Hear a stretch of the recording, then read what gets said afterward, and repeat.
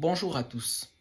Aujourd'hui, nous allons voir ensemble qu'est-ce qui fait en sorte que le continent soit toujours par terre, malgré les décennies d'indépendance, des indépendances fantoches qu'on a eues dans les années 60, malgré toutes les initiatives qui sont en train d'être prises par-ci par-là sur le continent. Nous allons voir aujourd'hui quel est cet élément qui fait en sorte que l'Afrique soit toujours retenue par terre et à genoux.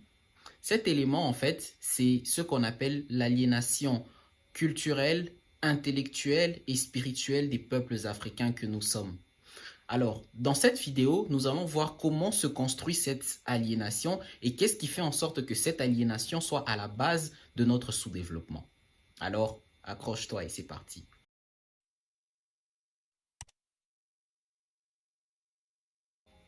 Alors, comment se construit cette aliénation intellectuelle, culturelle et spirituelle?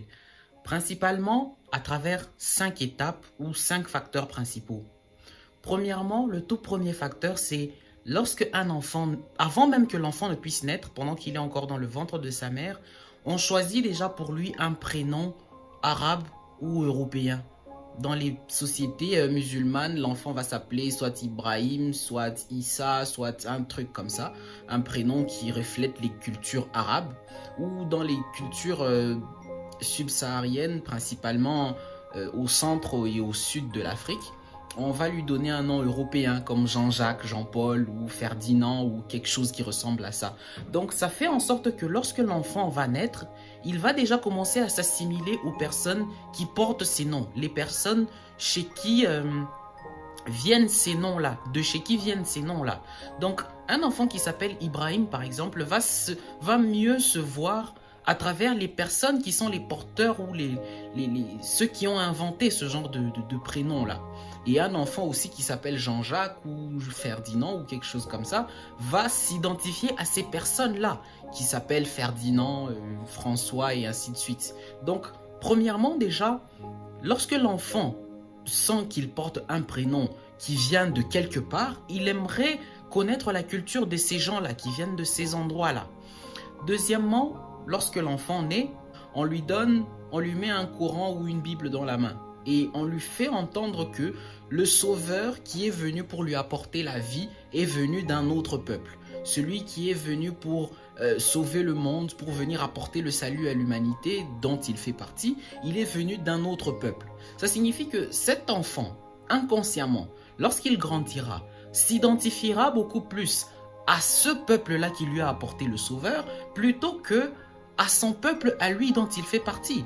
Ce qui fait que lorsque l'enfant est déjà passé par ces deux aspects, ces deux filtres-là, on voit déjà que l'enfant ne connaît rien à propos de lui-même, rien à propos de son peuple, et est en train de s'identifier plutôt à des gens qui sont venus de quelque part et qui lui ont apporté une certaine culture et une certaine manière de voir le monde. Lorsque l'enfant grandit et qu'il atteint l'âge d'aller à l'école, il va à l'école. Là, on est au troisième point, le troisième niveau qui construit l'aliénation intellectuelle, culturelle et spirituelle. Lorsque l'enfant va à l'école, il arrive, qu'est-ce qu'il apprend à l'école? On lui dit que la personne qui a découvert l'embouchure du fleuve Congo, le pays là où il vit, c'est un Portugais. On lui dit que celui qui a découvert les chutes Victoria, c'est un Anglais. Alors, comment est-ce que cet enfant pourra être fier de lui-même, fier de ses origines, fier de ses ancêtres, alors qu'il n'a jamais rien entendu d'élogieux à propos de ses ancêtres? Comment pourra-t-il être fier de lui et fier de ses origines, alors que, premièrement, il ne sait rien de ses origines et les seules petites choses qu'il connaît à propos de ses origines, c'est la sorcellerie, les choses là qu'on est en train de diaboliser dans la culture africaine, c'est tout ce qu'il connaît de l'Afrique. Alors, comment cet enfant-là pourrait être fier de lui et être fier d'assumer son appartenance à son continent ou à sa culture? Après avoir quitté l'école, quand il rentre à la maison, c'est le quatrième filtre par lequel il passe. Il arrive à la maison, il allume la télévision, ce sont les médias. Et qu'est-ce qu'on voit dans les médias? On voit toutes les catastrophes et toutes les pires choses qui existent dans le monde se trouvent en Afrique. Les guerres, les épidémies, les maladies, les famines, tout ça là, ce n'est que ça que présentent les médias à propos de l'Afrique. Et lui, il gobe cela. Et quand il voit ce qui est bien, ce qui est élogieux, ce qui est à la mode, au top, Ce sont les choses qui se passent en Europe, en Amérique, et principalement en Europe, en fait, en Occident. C'est ça qu'on voit à la télé. Alors, cet enfant continue à consommer du contenu qui valorise ce qui vient d'ailleurs et continue à diaboliser ce qui vient de chez lui. Alors, comment un enfant pareil pourra être fier de ce qu'il est alors que tout ce qu'il voit autour de lui diabolise ce qu'il est et valorise ce qui vient d'ailleurs. Même son propre prénom qu'il porte vient d'ailleurs. Alors, c'est plus facile pour lui de s'identifier à ces gens qui viennent d'ailleurs plutôt que de s'identifier à sa propre culture et à sa propre région. Sa propre région et sa propre identité.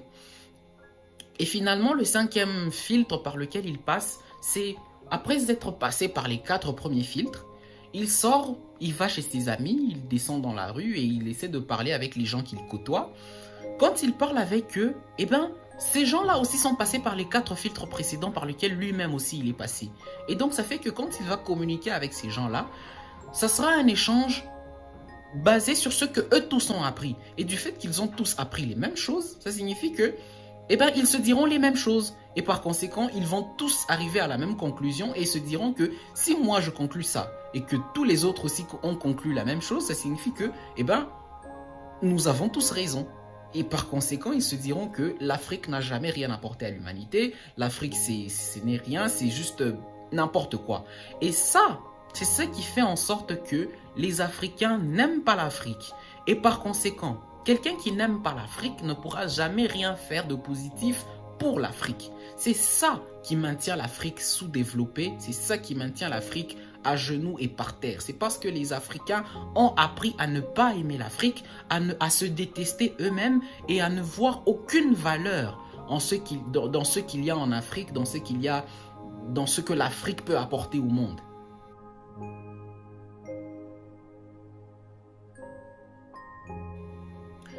Alors, après être passé par ces 5 filtres-là qui constituent l'aliénation culturelle, intellectuelle et spirituelle de l'être africain, voyons maintenant les conséquences qui découlent de cela. Aujourd'hui, on entend des gens nous dire que pour que l'Afrique se développe, il faut plutôt mettre fin à la corruption, au tribalisme, à la haine sociale et tout. Oui, je suis parfaitement d'accord avec ça. Nous devons mettre fin à tous ces fléaux. Mais comment y mettre fin? C'est ça la question qu'il faut se poser.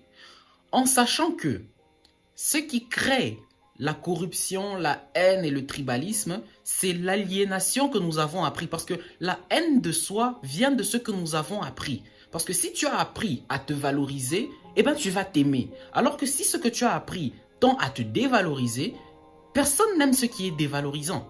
Personne n'aime ce qui n'a pas de valeur. Par conséquent, étant donné que les Africains ont appris consciemment ou inconsciemment qu'ils n'ont aucune valeur, c'est ça qui fait en sorte qu'ils ne s'aiment pas eux-mêmes. Alors, avant de mettre fin à la haine de soi, avant de mettre fin à la corruption et au tribalisme, nous devons savoir qu'est-ce qui crée la haine, la corruption et le tribalisme. Et comme nous l'avons vu, c'est l'aliénation que nous avons appris à l'école, dans la société et dans les médias qui fait en sorte que nous nous haïssons nous-mêmes. Par conséquent, nous devons nous attaquer à la base de ces choses-là pour pouvoir espérer mettre fin un jour à la corruption, à la haine et au tribalisme. C'est un peu comme un médecin qui fume. Ce médecin qui fume, eh bien, il sait que fumer est préjudiciable à la santé. C'est même écrit sur le paquet. Ça signifie que ce médecin qui fume est conscient que fumer tue. Eh bien, il le sait. Mais pourquoi il fume? Parce qu'il ne s'aime pas. C'est parce qu'il ne s'aime pas qu'il continue à fumer. Il préfère avoir ce plaisir éphémère de fumer plutôt que de construire son avenir à long terme. Eh bien, c'est la même chose. Lorsque les Africains font des choses qui tendent à faire regresser le continent, comme par exemple la corruption et le tribalisme, c'est parce qu'ils ne s'aiment pas eux-mêmes. Eh bien, comment voulez-vous qu'une personne qui ne s'aime pas puisse prendre des décisions et des résolutions qui feront en sorte d'améliorer son avenir à long terme? Comme je vous ai donné l'exemple du médecin qui fume. Eh bien, c'est parce qu'il ne s'aime pas qu'il préfère avoir des plaisirs à court terme et le long terme, bon, on s'en fout complètement. C'est la même chose avec les Africains. Ils se disent, je préfère voler, je préfère corrompre, je préfère, voilà, tout ça. Parce qu'ils ne s'aiment pas. Ils préfèrent le plaisir à court terme plutôt que d'envisager le succès à long terme. C'est parce qu'ils ne s'aiment pas. C'est dû à l'aliénation culturelle. L'aliénation culturelle fait en sorte que nous puissions nous auto-haïr parce que nous avons appris que nous n'avons aucune valeur. Ça, c'était l'aliénation culturelle. Deuxièmement, nous avons l'aliénation intellectuelle. Comme je vous l'ai dit, nous apprenons à l'école des choses qui ne nous valorisent pas. Comment voulez-vous que quelqu'un qui sent qu'il n'a aucune valeur à l'intérieur de lui puisse prendre des décisions et des mesures pour faire en sorte de se faire respecter à travers le monde? C'est quasiment impossible. Une personne qui sait qu'il n'a aucune valeur à l'intérieur de lui se dira que quoi que je fasse, je n'arriverai jamais nulle part. Je peux d'ailleurs donner un exemple. Ici au Congo, nous avons un jargon, ici à Lubumbashi particulièrement, nous avons un jargon qui est tellement répandu dans la bouche des gens. C'est en fait, quand on voit un appareil qui fonctionne bien, qui nous éblouit un peu, qui nous étonne par sa façon de fonctionner, on se dit « Ah, Muzungu ». Donc, en fait, Muzungu signifie l'homme blanc. Donc, l'homme blanc est celui qui a fabriqué tout ce qui nous épate aujourd'hui, comme, je sais pas, les smartphones et tout ça qui nous épate un peu aujourd'hui. Alors quand on voit ça, on s'étonne et on dit « Ah, Muzungu ».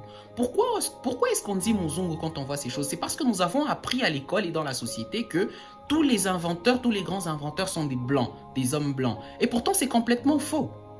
Je vais vous donner des exemples ici qui probablement vont beaucoup vous étonner.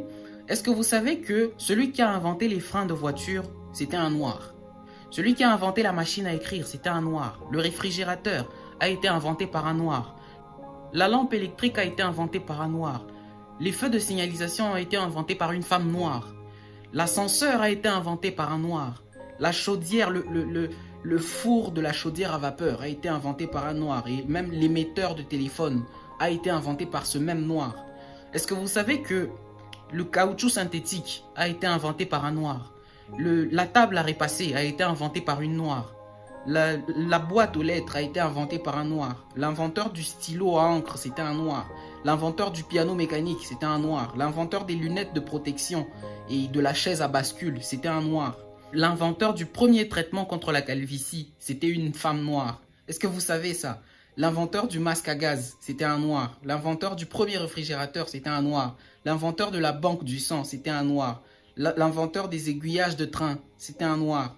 Le moteur à combustion a été inventé par un noir. Le moteur que nous utilisons aujourd'hui qui nous emmène partout où on veut là, c'était un noir.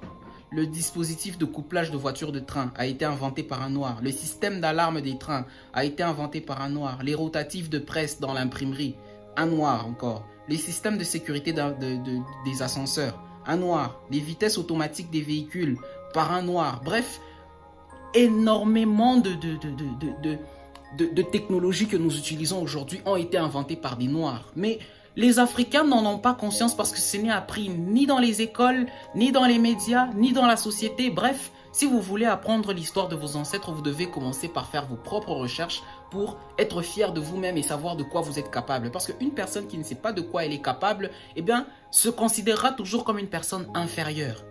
Et donc, quand aujourd'hui on dit Muzungu, quand on voit un appareil qui fonctionne bien, quand on voit la voiture, le moteur à combustion de la voiture qui a été inventé par un noir, dans le subconscient des gens, on se dit « Ah, Muzungu ». Quand on voit un véhicule qui démarre automatiquement, on se dit « Ah, Muzungu ». Et pourtant, toutes ces choses, la plupart de ces choses-là ont été inventées par des noirs. Mais tout simplement parce que ce n'est pas relayé par les médias, ce n'est pas appris dans les écoles, et bien ça crée en nous cette aliénation intellectuelle dont je parlais tout à l'heure.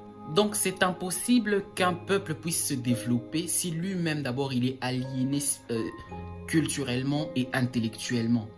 Et finalement, nous avons la troisième sorte d'aliénation que beaucoup d'Africains refusent d'admettre, c'est l'aliénation spirituelle. Et bien, vous savez que chaque chose dans ce monde, toute chose qui régit ce monde est spirituelle. Donc, si vous-même vous n'arrivez pas à maîtriser votre propre spiritualité, votre propre paradigme spirituel, eh ben, vous n'êtes rien. En réalité, vous n'êtes rien.